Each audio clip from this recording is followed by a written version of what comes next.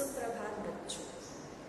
बहुत ही इम्पॉर्टेंट या मुख्य परीक्षा की दृष्टि से उपयोगी, जिस पर कई बच्चों की ये मांग थी कि मैडम पद परिचय पर चर्चा की जाए, उसी विषय को लेकर आज उपस्थित हूँ। पद परिचय से 4 नंबर के प्रश्न पूछे जाते हैं। तो सबसे पहले हम ये जानें कि ये पद परिचय होता क्या है। परिचय का अर्थ आप जानते हैं। परिचय मतलब किसी का इंट्रोडक्शन, परिचय देना। पद किससे कहते हैं? तो जैसे कुछ शब्द हैं, जैसे कमल या पर्वत या महल, ये शब्द वर्णों का ऐसा समूह जिनका अर्थ निकलता है, वो शब्द कहलाते हैं। लेकिन जब ये शब्द वाक्य में प्रयुक्त होते हैं, जैसे कमल तालाब में खिलता है, तो वहां पर ये कमल शब्द हो गया पद।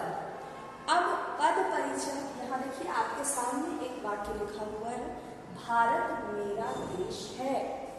अगर इस वाक्य में हम पहचानना चाहें कि इन शब्दों की पहचान क्या है, तो भारत अगर हम देखें तो भारत संज्ञा शब्द है और देश जो है वो भी संज्ञा शब्द है। मेरा सर्वनाम और है क्रिया, ये होता है पद परिचय।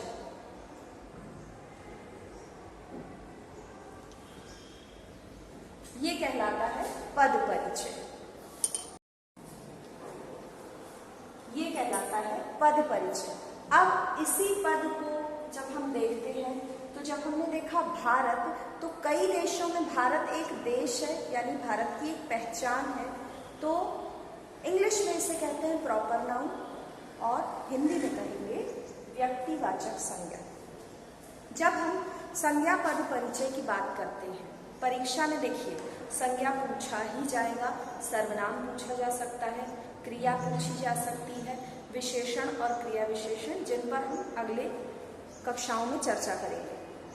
सबसे पहले बोर्ड पर जितनी चीजें लिखी हैं, ये आपके दिमाग में होनी चाहिए कि संज्ञा कहते किसे हैं। नाउन आपने क्लास 2-3 से पढ़ा है, तो किसी भी व्यक्ति, वस्तु, जाति, स्थान या भाव के नाम को संज्ञा कहते हैं। संज्ञा 3 तरह की होती है, व्यक्तिवाचक संज्ञा, जातिवाचक संज्ञा और भाववाचक संज्ञा। व्यक्तिवाचक संज्ञा प्रॉपर नाउन, जैसे गंगा, नर्मदा। जातिवाचक संज्ञा नदी, पर्वत,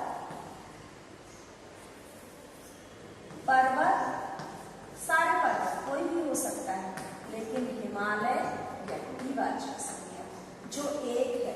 मेरी कक्षा में ये सारे छात्र हैं, तो इन सारे छात्रों में जो एक बच्चे का नाम है वो व्यक्तिवाचक संज्ञा है और सारे जो हैं वो छात्र हैं। ये स्कूल है, लेकिन जब बात होती है लिटिल वर्ल्ड स्कूल, तो लिटिल वर्ल्ड व्यक्तिवाचक संज्ञा है और स्कूल जातिवाचक संज्ञा है। बात आ गई समझ में? तो यहाँ पर हम चर्चा कर रहे हैं संज्ञा पद परिचय। संज्ञा पद परिचय देते समय याद रखिए कि सबसे पहले तो आप पद को पहचानें, उसके बाद उस पद को पहचानने में कौन कौन सी मुख्य बातों को ध्यान में रखना आवश्यक है। तो आप संज्ञा पहचानें, वाक्य में संज्ञा के भेद को पहचानें, लिंग बताएं कि पुल्लिंग है कि स्त्रीलिंग है, वचन बताएं कि एक वचन है कि बहुवचन है, कारक और क्रिया के साथ संबंध। ये 2 चीजें कई बार देखने को मिलती हैं, कई बार नहीं मिलती हैं, इसलिए लिखा गया है यदि हो तो। अब मैंने एक ही वाक्य उठाया है यहाँ पर, भारत मेरा देश है, भारत में कई नदियां हैं, भारत में एकता दिखाई देती है ना। तो भारत मेरा देश है, इसमें एग्जाम में या परीक्षा में जो प्रश्न आता है वो ऐसा आता है और प्रश्न दिया रहता है कि रेखांकित पद का परिचय दीजिए। रेखांकित पद का परिचय दीजिए। रेखांकित रेखा से अंकित यानी अंडरलाइन। अब यहाँ पर रेखांकित पद प्रश्न में दिया है भारत, तो हमने सबसे पहले भारत को पहचाना कि भारत जो है वो संज्ञा शब्द है। अब क्या पहचानना है? संज्ञा के भेद। तो संज्ञा का कौन सा भेद हुआ? तो व्यक्तिवाचक है, क्योंकि भारत तो एक ही है। उसके बाद लिंग, ये थोड़ा सा दिक्कत करता है, कैसे पहचाने कि पुल्लिंग है कि स्त्रीलिंग है। वहां पर उसी शब्द से दिमाग में 2-3 वाक्य बनाइए। भारत बड़ा देश है, भारत एक विशाल देश है, भारत एक कृषि प्रधान देश है। तो वाक्य बनाने से हमको पता चलता है ये शब्द पुल्लिंग क्रिया के साथ जा रहा है कि स्त्रीलिंग, यानी पुल्लिंग है कि स्त्रीलिंग। उसके जब आप वाक्य बनाएंगे तो वो पता चल जाएगा। वचन बताना है, एक वचन है या बहुवचन है। लिंग 2 होते हैं, पुल्लिंग स्त्रीलिंग। वचन 2 होते हैं, एक वचन और बहुवचन। कारक यदि हो तो। अब कारक क्या होते हैं? तो कारक आपने हिंदी और संस्कृत दोनों में कक्षा 8वीं तक पढ़े हैं। कर्ता ने कर्म को करण से संप्रदान के लिए अपादान से अलग होने के अर्थ में, संबंध काके की अधिकरण में पर संबोधन हे अरे, है ना। तो यदि दिखता है कारक चिन्ह, कारक चिन्ह का मतलब ने, को, से, पर, यदि दिखता है तो उसका परिचय दिया जाएगा और अन्यथा नहीं। इसी प्रकार क्रिया के साथ संबंध की भी चर्चा आती है। तो हम चलिए इसको, जो असेसमेंट है, जो अभी आपकी परीक्षा में ये प्रश्न पूछा जाएगा, वो वस्तुनिष्ठ रूप में आएगा, यानी मल्टीपल असेसमेंट। अब 4 ऑप्शन दिए रहते हैं। 4 ऑप्शन सभी देखने में लगभग एक जैसे लगते हैं, तो हमको विशेष ध्यान रखना है कि पहले हम सॉल्व करें अपने मन में या कॉपी में। लास्ट का पेज कॉपी का ले लीजिए कि उसको रफ वर्क करना है। हिंदी में भी रफ वर्क होता है और कॉपी बहुत ब्रॉड है, तो आप साइड में 2 कॉलम 2 लाइन बना के 1 कॉलम छोड़ दीजिए कि हाँ हम यहाँ पर रफ वर्क कर रहे हैं। उससे कोई माइनस मार्किंग नहीं होती। तो इसको इस स्टेप के आधार पे सॉल्व करना स्टार्ट करिए। पहचानिए, तो हमने बताया कि भारत है संज्ञा पद, फिर लिंग पुल्लिंग है, फिर एक वचन है, कारक नहीं है, इसके साथ में को, से, पर नहीं लगा इसलिए नहीं है, और क्रिया के साथ संबंध, तो देश है, कौन सा देश है? भारत देश है। क्रिया के साथ भी संबंध नहीं दिखाई दे रहा है, तो यहां तक इसका जो स्पष्टीकरण होगा, जो उत्तर होगा वह वैसे ही होगा। लेकिन हो सकता है कि इसी चीज को वो करते हैं कि संज्ञा स्त्रीलिंग एक वचन, संज्ञा पुल्लिंग बहुवचन, ऑप्शन ऐसे चेंज कर देते एक शब्द। तो आपको करके देखना है। इसी से मिलता जुलता दूसरा वाक्य है, भारत में रेखांकित पद का परिचय दीजिए। में इस प्रश्न में रेखांकित पद है भारत में। भारत में यानी यहां तक है तो कर्ता का परिचय यहां देना ही होगा। तो हमने शब्द पहचाना, संज्ञा, व्यक्तिवाचक, किसमें आता है में? किसमें आता है में?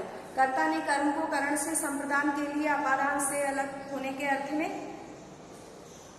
संबंध काके की अधिकरण में पर, में या पर आता है अधिकरण कारक में, तो यहां लिख दिया जाएगा कि ये अधिकरण कारक है।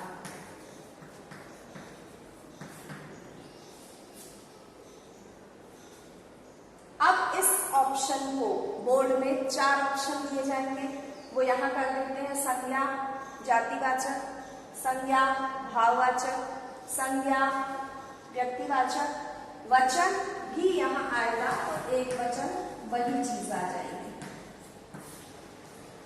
ऑप्शन में छोटा छोटा चेंज करते हैं, कहीं पर कारक बदल देंगे, कहीं व्यक्तिवाचक जातिवाचक भाववाचक बदल देंगे, कहीं एक वचन बहुवचन कर देंगे। लेकिन जब आपको आता है सॉल्व करना, ये स्टेप्स जब दिमाग में होंगे तो आप तुरंत अपनी कॉपी में उसको करके देख लेंगे। अंतिम वाक्य इसी से मिलता जुलता, क्योंकि मैंने इसलिए एक जैसे वाक्य उठाए हैं ताकि आपकी जो कॉन्सेप्ट है वो एकदम पुख्ता हो जाए। भारत में फिर इन्होंने दे दिया। इसी प्रश्न में चलो एक और चीज, यदि इस प्रश्न में ये नहीं होता, क्या नहीं होता, भारत में नहीं होता, अगर इस प्रश्न में नदियां अंडरलाइन होती, अगर इस प्रश्न में नदियां अंडरलाइन शब्द होता तो क्या हो जाता? नदियां संज्ञा है, व्यक्तिवाचक है नहीं, जातिवाचक है। फिर नदियां, नदी एक वचन, नदियां बहुवचन, तो बहुवचन है। अब जब लिंग की बात आई कि पुल्लिंग है या स्त्रीलिंग, तो नदी गहरी है, नदी बड़ी है, नदी विशाल है, नदी बह रही है, तो क्या पता चला? स्त्रीलिंग है।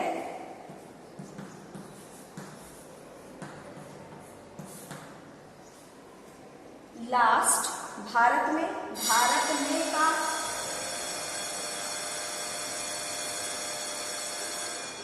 भारत में का तो हमने डिस्क्रिप्शन ये दिया। अब दूसरा शब्द उठाते हैं यहाँ पर एकता। तो एकता को जब हम देखेंगे कि एकता है क्या, तो एकता संज्ञा शब्द है, संज्ञा के भेद का जातिवाचक संज्ञा है, एक वचन है,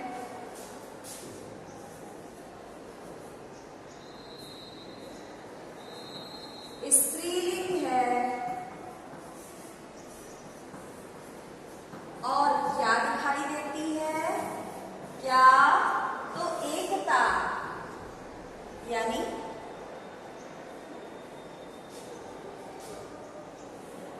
वाक्य जो है वो एकता पर आधारित है। तो इस प्रकार आपका संज्ञा पद परिचय हुआ खत्म।